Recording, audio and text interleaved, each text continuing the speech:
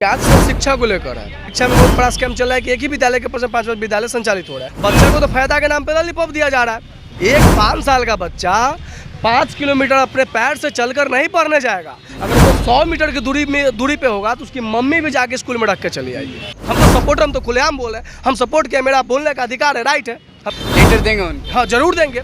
जब भैया हम राघोपुर से नदी पार करके आ सकते हैं, यहाँ समस्या सुना सकते हैं, तो हम शिक्षा मंत्री जी को क्यों नहीं समस्या सुना सकते?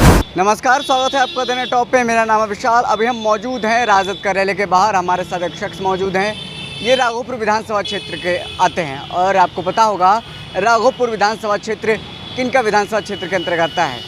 उप मुख्यमंत्री तेजस्वी यादव।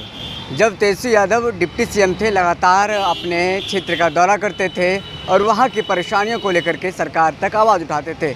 लेकिन जब सत्ता में पहुँच गए हैं, सत्ता में उप मुख्यमंत्री पद पर चले गए हैं, तब राघोपुर अभी तक वो नहीं गए हैं। लेकिन वहाँ से एक शख्स आए हैं और कह रहे हैं कि हम राजद के कार्यकर्ता भी हैं, लेकिन हम अपनी शिकायत पहुँचाना चाहते हैं तेजस्वी यादव तक, क्योंकि विधानसभा क्षेत्र उनका है और वो वहाँ की समस्या को सुन नहीं रहे हैं। क्या नाम हुआ आपका? राहुल यादव फ्रॉम राघोपुर। राघोपुर से हैं, आपके क्षेत्र के विधायक के तेजस्वी यादव हैं जो अभी डिप्टी सीएम है। क्या कुछ शिकायत लेकर के आए हैं आप? शिकायत सर शिक्षा को लेकर है। हम शिक्षा को लेकर यहाँ पे पहुँचे हैं और मेरी समस्या ये है भैया कि वहाँ राघोपुर प्रखंड अंतर्गत सैदाबाद पंचायत में एक ही सरकारी विद्यालय के परिसर में 5 विद्यालय संचालित हो रहे हैं। क्या कह रहे हैं, फिर से बोलिए। राघोपुर प्रखंड अंतर्गत एक सैदाबाद पंचायत है, वहाँ एक ही सरकारी विद्यालय के परिसर में 5 सरकारी विद्यालय संचालित हो रहे हैं। लेकिन इस संदर्भ में कोई भी आला अधिकारी, बड़ी अधिकारी जानकारी लेने नहीं आए। जब हमने उनसे संपर्क साधा और वहाँ के बीओ, जो क्या बोलते हैं उसको, जिला प्रखंड शिक्षा पदाधिकारी, तो संपर्क साधे और उसको इस बात से अवगत कराए कि मैम आपके प्रखंड में शिक्षा में बहुत बड़ा स्कैम चल रहा है कि एक ही विद्यालय के पर 5 विद्यालय संचालित हो रहा है। राहुल जी, एक मिनट, आप कहना चाह रहे हैं कि एक ही बिल्डिंग में 5 स्कूल चल रहा है, सरकारी स्कूल? जी सर। ये तो हमें लग रहा है नामुमकिन है, क्योंकि हर स्कूल में, हर जिले में ऐसा सिस्टम है कि अलग अलग जगहों पर स्कूल बनाया गया है। लेकिन आप बता रहे हैं कुछ अलग बात।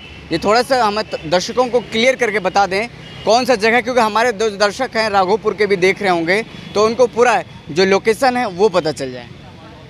राघोपुर में एक पंचायत, राघोपुर प्रखंड अंतर्गत एक पंचायत पड़ता है सैदाबाद। और जो लोग को ये बात थोड़ा सा डिफ़िकल्ट लग रहा होगा या यूनिक लग रहा होगा या लग रहा होगा कि हमने क्या बोल दिया, आप इस विषय में आप जाकर वो इस जांच करने का विषय है, आप जांच कर लीजिए और जांच करने के बाद बताइए कि जो मैंने बात बोला वो सही था या गलत था।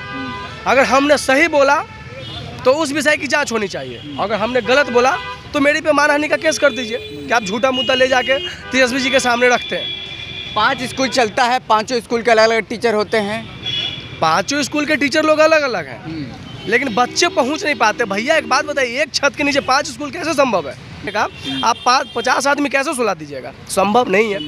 एक विद्यालय के परिसर में 5 विद्यालय चल रहा है। अगर वो अपने 5 जगह रहते हैं तो 5 समाज के बच्चे पढ़ लेते हैं। 5 जगह रहने से किसको फायदा हो रहा होगा? इससे फायदा अधिकारी को हो रहा होगा, इससे फायदा मुखिया को हो रहा होगा, इससे फायदा हेडमास्टर को हो रहा होगा। बच्चा को तो फायदा के नाम पे लॉलीपॉप दिया जा रहा है। एक 5 साल का बच्चा को तो फायदा के नाम पे लॉलीपॉप दिया जा रहा है, से चलकर नहीं पढ़ने जाएगा। अगर वो 100 मीटर की दूरी पे होगा तो उसकी मम्मी भी जाके स्कूल में रख के चली आएगी। लेकिन 5 किलोमीटर चल के जा पढ़ना पॉसिबल है? 5 साल का बच्चा उतना दूर नहीं जा सकता है। हम ये बोल रहे हैं, जब हमने इस संदर्भ में जिला शिक्षा पदाधिकारी से संपर्क साधा, उनको इस बात का अवगत कराया, तो जिला शिक्षा पदाधिकारी जी का ये स्टेटमेंट था कि जिसका भवन नहीं है, जिसका ज़मीन है, वो विद्यालय इंक्लूड होकर चल सकता है। उनका कथन कहीं ना कहीं सही है।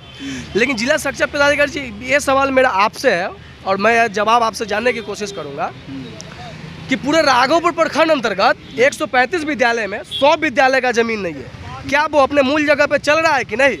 उसको भी टैग करके एक जगह चलवाइए। जब वो 100 विद्यालय के लिए एक कानून है तो मेरे लिए अलग कानून कैसे बना रहे हैं आप? जो कानून मेरे लिए सेम है वो कानून आपके लिए सेम है। आप कानून के दायरे से बाहर नहीं है और ना ही हम कानून के दायरे से बाहर है। आप बात बताइए, जिस विद्यालय का बिल्डिंग बना हुआ है उसको तो अपना जगह पे जाकर पढ़ना चाहिए ना, वो क्यों नहीं जा रहे? उत्क्रमित मध्य विद्यालय सैदाबाद जो कंचन कुमार उच्च विद्यालय में टैग होकर चल रहा है, जहाँ ऑलरेडी से 4 विद्यालय टैग होकर चल रहा है, उत्क्रमित मध्य विद्यालय का बिल्डिंग बना हुआ है, वो अपने मूल जगह पे क्यों नहीं संचालित हो रहा है? कहीं ना कहीं यहाँ पे बड़ी अधिकारी भी मिले हुए हैं। क्या बड़ी अधिकारी को इतना हिम्मत नहीं है कि वो एक बार बोले मास्टर को कि जाइए अपना मूल जगह पे आप संचालित कीजिए। हाँ राहुल जी, ये बात बताइए कि आपके इधर आपके नेता हैं तेजस्वी यादव और आपके विधानसभा क्षेत्र से भी आते हैं, क्या उनको इस बात की जानकारी नहीं है? वो लगातार कई स्कूलों में जाकर भ्रमण, अस्पतालों में भ्रमण कर रहे हैं, औचक निरीक्षण कर रहे हैं, क्या वो वहाँ नहीं गए अभी तक? भैया जब से सरकार बनी तब से तो भैया सर गए हैं एक बार, लेकिन वो माननीय उदय नारायण जी का कुछ था, भोज भंडारा था, उसमें गए हैं। लेकिन भैया से हम रिक्वेस्ट करना चाहते हैं कि आप इस स्थल पे उतरिए और राघोपुर की शिक्षा व्यवस्था, राघोपुर की स्वास्थ्य व्यवस्था और राघोपुर के ब्लॉक स्तरीय व्यवस्था को ज़मीनी स्तर से जांचने की कोशिश कीजिए। और सबसे बड़ा तो वहाँ पे दागी अधिकारी लोग हैं, वो अपना पैड जमा के 5 साल 10 साल से एक ही जगह पे पड़े हो, सबसे पहले तो उसको ट्रांसफ़र कीजिए वहाँ से। वो लोग अपना बाप का राघोपुर समझता है, राघोपुर उनका बाप का नहीं है, राघोपुर हम लोग का है।